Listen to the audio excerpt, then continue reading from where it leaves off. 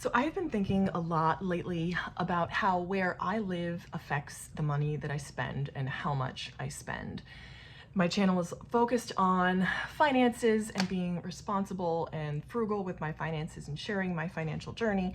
And part of that is sort of being curious with myself and asking myself the question of how I am influenced by my surroundings, because I am. It's just a question of whether or not I am conscious about those influences.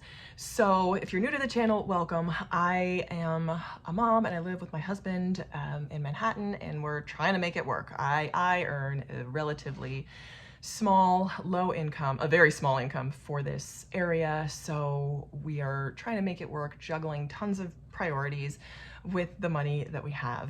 So to kind of start to take it all the way back to my history and where I started, I grew up in Bethesda, Maryland. Let me say I was born in Bethesda, Maryland, because I know very few landmarks. I have very few like frames of reference. I don't know the high schools. I don't know the teams. I knew the Commanders, Redskins when I was a kid. So I moved when I was 6, but I have such good memories of Bethesda. And I feel like that's really where I was, where I grew, I don't say where my initial sort of personhood began. I loved going to the museums, going to the swimming pools. My mom ran her own business when we were down there, and I very much felt that she was sort of taking charge of her own financial destiny. And so those were some of my greatest times as a kid, because I very much felt like I was her partner in business, that we were like in it together. So that was a lot of fun, and I loved growing up there. So fast forward to where I actually grew up in Bergen County, New Jersey, which is where I know the high schools. I went to high school there. I know the landmarks. So when people ask where I'm from, I just say New Jersey because I can answer the most questions about that. But I never, any follow-up questions about New Jersey. I never felt like a true Jersey girl in that sense, because I just wasn't, and I'm not. I hate not claiming New Jersey, but it's where I grew up. I'm my own kind of Jersey girl. So living in Bergen County, I think really, I felt like it was sort of harsh reality, because it's one of the top 5 most wealthy counties in New Jersey, in a very high income area in the Northeast. And I very much felt that, and I very much was conscious that we were not in that sort of stratosphere. I never felt like I was on par financially with that. My family was on par with my peers. Like our house was smaller. It was in not as good repair. We couldn't afford the clothing. I didn't even ask for the clothing growing up, because I knew that that was not a financial priority. If I wanted something, I earned money and I bought it myself. So that's very much shaped my idea of the world. I felt like that was like reality, because growing up there, surrounded by so much affluence, made me aware of what was possible, like this level of wealth was possible, and the culture and the exposure to different opportunities as far as education went. But it made me very conscious of the fact that I was not in that upper level. I was not in the comfortable range. So that's sort of how my surroundings shaped my upbringing. So that said, even as a kid, I always loved the city. I loved going into the city. I was like fascinated with the city. I would go in on my own to go see plays. I can remember being like 14 or 15 and wanting to go, and I saw my first play by myself. We'd gone in to see a production of Amadeus with my junior English honors class, and it was the only class I took that was an honors class, and I loved it so much I wanted to go back. So I rounded up a friend from one of my youth orchestras, and we went back on a Saturday and saw the play ourselves. So like that's what I was doing as a teenager. I was going in and seeing Broadway plays. So I always loved the city, but it was I never had the desire to live there, but I loved it. I loved the energy there. So fast forward, graduating from high school, I started my working career, lived at home, stayed relatively close to home, although lived away from home when I went to school. for college, and in my working career, I continued to live at home until I worked abroad for 2.5 years, and then I came back home. So I really kind of stayed in the New Jersey area, except when I was working abroad. And again, I feel like that kind of shaped my life because I had never been a super high earner, and I had never had any good reason to leave New Jersey, the northeastern metro area. So that's kind of how I grew up and started my young adulthood.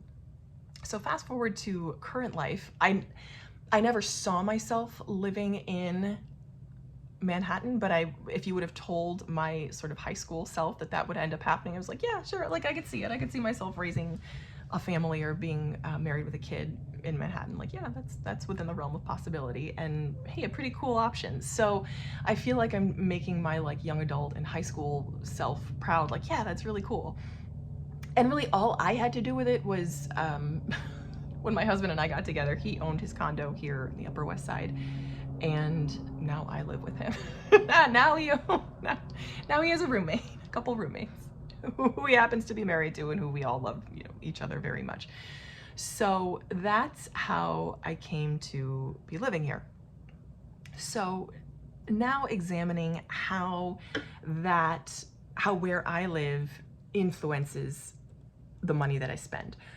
So I'll say, to like off the bat, yeah, it's one of the highest cost of living areas in the US. I think Boston and Massachusetts is slightly higher, but I mean, it's Manhattan. It's one of the most expensive areas in the US. And so just everyday things cost more. I think milk costs like 40% more than it would in somewhere like Iowa or Tennessee or, Ohio. Basic staples cost more. Gas is about on par nationally. I get my gas in New Jersey, which is much cheaper than the national average, but everyday things cost more. I think to buy a house costs like 3 times as much than more than the national average. So just on par, things cost more.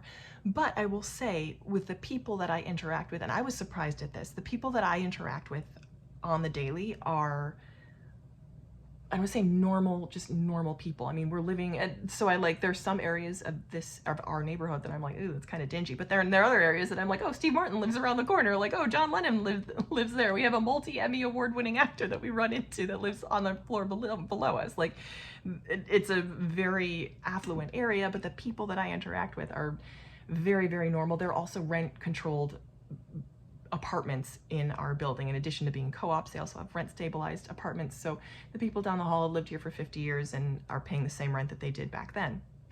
So there's a very eclectic mix of income levels. And it's also the Upper West Side, which has a slightly more family-friendly vibe than like the Upper East Side, which is much more affluent, I would say, than the West Side, but much more pretentious also. It's very low key here. Like the bags that we see walking around are canvas tote bags. The shoes are, for the most part, I mean, like they have sneakers, but we see some Golden Goose sneakers, but for the most part, it's a very down to earth and family friendly atmosphere. And the status symbol is not working. The status symbol is having a really important job. And I would say 90% of the kids that I see, the children, because my daughter's 2, of the kids in that area are being pushed by nannies that I see walking around. It is very, very odd to see. So like having a nanny is a status, I don't say not a real status symbol, because that's not, I would say, in line with my priorities. So those are the influences that surround me. As far as the money that I spend, I would say that at this point, I have trained myself to be so driven by my own values, what's important to me, financial independence, being independent myself financially, and prioritizing my future needs, tax advantage retirement accounts, and staying out of debt, that I am not as influenced by any material status symbols. Also, the people that I interact with are very down to earth and approachable. I would say the people at our co-working and childcare space, again, are very relatable. So I don't feel in that way so much pressured to keep up with society. And I feel like for myself, I have come to internalize the values that are important to me as opposed to the values that are around me. Which I would say, again, from my lens, because who knows anyone else's financial situation. But I know for myself, again, internalizing those values has been the most important thing to me at this present time. So as far as how my surroundings affect how I spend money, and sadly, I feel like also there are so many free things available to us. We walk outside and Central Park is Central Park is our front lawn. So that's what we go out and we do. And there are always free events and concerts and things going on. That said, it is so exhausting living here that I very rarely leave. Once we're in, we just don't want to leave as a family. We just want to be together here in our space. And then like for Christmas, my favorite thing to do as the holidays are coming up is to go and walk down Fifth Avenue. We go and we look at the Bergdorf Goodman windows, and just being in the city during Christmas time is the most exciting thing for me. So as far as that goes, there's so many free things that are available, and we're just too tired to spend any more money at the end of the day. So I think all in all, if I really am curious, I'm gonna say interrogate myself, but really challenge myself to think about my values, I would say that how I live and the surroundings that I live in right now affect me in that I take enjoyment from my surroundings, but I think 3 times before I spend any discretionary money. And as far as my monthly spending goes, I've got it pretty much on automate, so that all of my saving, my investing, and my for the most part, my discretionary spending is automated, and I've already sort of mapped that out. So I could always use a refresh and a recheck, but for right now, I feel satisfied that I am more of an influence on my surroundings, and my surroundings are an influence on me. So that's my impression of living in the city and how it inspires or doesn't inspire me to spend money. That's what I've got for right now. So thank you so much for watching, and I hope you'll keep watching. Bye.